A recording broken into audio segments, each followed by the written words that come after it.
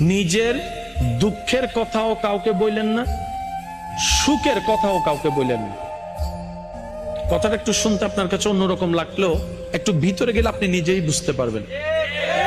আপনি নিজের মনের দুঃখ কষ্ট সহ্য করতে না পেরে হালকা করার জন্য যাকে বলছেন, মনে রাখবেন আপনি তার কাছে কিন্তু কোনো না কোনো ভাবে একটু ছোট হয়ে যাচ্ছেন। এমনও হতে পারে আপনার দুঃখের সে কথাগুলা আপনার সামনে অভিনয় করে যে আপনাকে বুঝ দিয়েছে, সে পিছনে আপনার সেই দুঃখের কথা নিয়ে হাসি ঠাট্টা করতেও দ্বিধাবোধ করে না, এমন অনেক মানুষ আছে। আপনি যাকে দুঃখের কথা বলে মনকে হালকা করার চেষ্টা করছেন, আপনার দুঃখের কথার সে দুঃখটা সে বুঝবে না, কারণ তার সাথে তো সেটা ঘটেনি। সেজন্য আপনাকে 3 মাস 4 মাস 3 বছর পরও হয়তো আঙ্গুল তুলে দেখাই দিতে পারে, সে কথাটার কথা দিয়ে খোঁটা দিতে পারে। কথা বলেন ঠিক না? দুঃখের কথাও মানুষকে বলে শান্তি নেই। এবার আপনি বলবেন ভাইয়া সুখের কথা কেন বলবো না?